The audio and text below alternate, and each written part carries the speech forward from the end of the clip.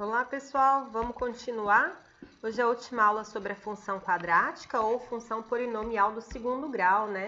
Na aula de hoje, nós vamos aprender, então, a estudar o sinal da função. O sinal da função, ele vai ser dependente do delta, do sinal do delta, né? Do valor dele, se for positivo, negativo ou zero, e também do coeficiente a, que é aquele coeficiente que acompanha o x ao quadrado. O que pode acontecer, então? A primeira coisa que pode acontecer é quando o meu a é positivo, ou seja, a minha função tem concavidade voltada para cima.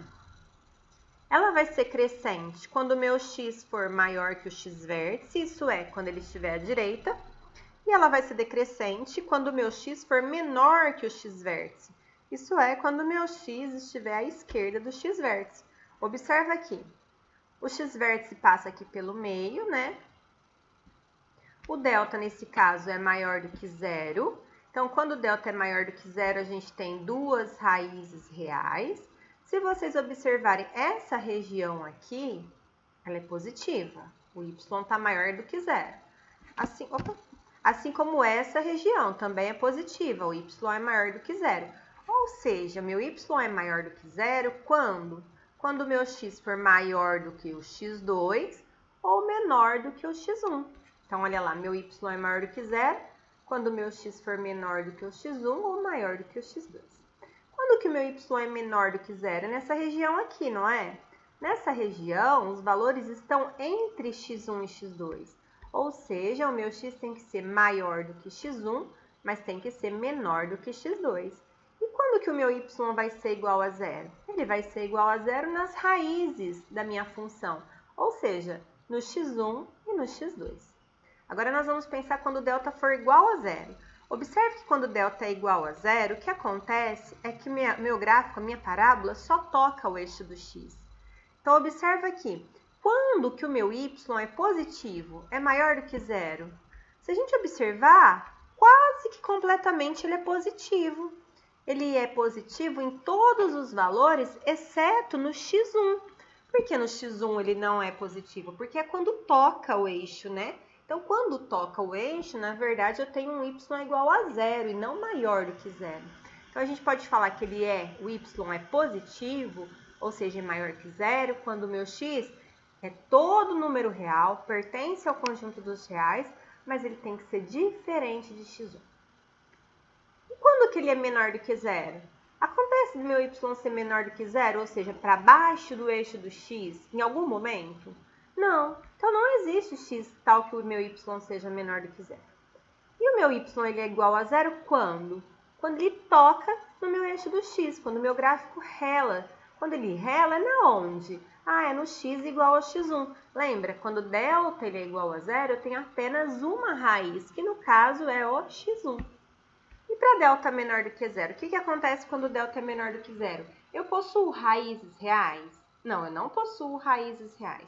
Então, meu gráfico não toca no eixo do x. Olha como que ele fica. A maior que zero, então concavidade voltada para cima. Não toca no meu eixo do x. E observa o sinal. O meu gráfico fica acima do eixo do x, então ele é sempre positivo. Então, meu y é maior que zero para qualquer valor de x que pertença aos reais. E menor ou igual a zero? Não existe um valor do x para quando meu y for menor ou igual a zero. Agora, nós vamos pensar nos casos para quando o meu coeficiente a for menor do que zero, tá? Ou seja, a concavidade da minha parábola vai ser voltada para baixo. Então, a princípio, ela é crescente quando? Quando o meu x estiver à esquerda do x vértice, ou seja, vai ser menor. E ela é decrescente quando o meu x estiver à direita do x vértice, ou seja, para os valores maiores. Vamos analisar, então, agora todos os casos para delta, tá? Então, a concavidade voltada para baixo, porque meu a é negativo. E o meu delta é positivo, maior do que zero. Ou seja, eu tenho duas raízes reais, que é o x1 e o x2. Vamos analisar, então, tudo o que acontece. Quando que o meu y ele é negativo? Negativo é para baixo do eixo do x. Então, seria essa região que está aqui, tá? Então, nessa região, o meu y é negativo. Isso acontece quando? Quando o meu x é menor do que o x1, olha para cá, está à esquerda, ou quando o meu x está à direita do x2, maior do que o x2. Então, para x menor do que x1 ou para x maior do que x2. Quando que o meu y é maior do que zero? Olha aqui, maior do que zero, não é essa região? O que está acontecendo nessa região? Os valores de x estão entre x1 e x2, ou seja, meu y é maior que zero quando o meu x é maior do que o x1 e menor do que o x2 simultaneamente. E o meu y igual a zero? Quando que o meu y é igual a zero?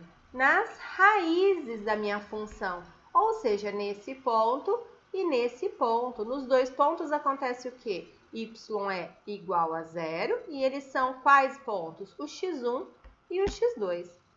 Agora, para delta igual a zero, lembrando, quando o meu delta é igual a zero, eu tenho apenas uma raiz real e o meu gráfico apenas toca no eixo do x. Estão vendo? Só toca, só rela nele. Então, para delta igual a zero, vamos lá, uma única raiz, no caso vai ser x1, vamos analisar. Quando que o meu y é menor do que zero? Observa essa região aqui. Não é toda essa região, ó, o gráfico menor para baixo do eixo, apenas no x1 que não é menor? Ah, então ele é menor quando o x pertence aos reais, tal que o meu x tem que ser diferente do x1. Quando que o meu y é maior do que zero, ou seja, está acima do eixo do x? Não existe valor aqui, então não existe nenhum valor de x. E quando que o meu y é igual a zero? Meu y é igual a zero na minha raiz da função. E a minha raiz da função é onde? No próprio x1. E agora, para delta menor do que zero, lembrando, quando o meu delta é menor do que zero, não existem raízes reais. Então, olha lá o que acontece. Aqui está meu eixo do x, não existem raízes. Então, lembrando que nós estamos trabalhando com A negativo, então com cavidade voltada para baixo. Então, o meu gráfico não toca o eixo do x, porque nós não temos raiz. Então, olha aqui, y menor do que zero, em qual parte do gráfico? No todo do gráfico. Meu gráfico ele é menor do que zero sempre, ou seja, para qualquer x que pertence aos reais. E quando que ele é maior ou igual a zero? Não existe valor do x para o meu y ser maior ou igual a zero. Tem algumas referências aqui que eu usei para essa aula, tá? Que eu espero que ajude vocês. Até mais, pessoal. Beijos!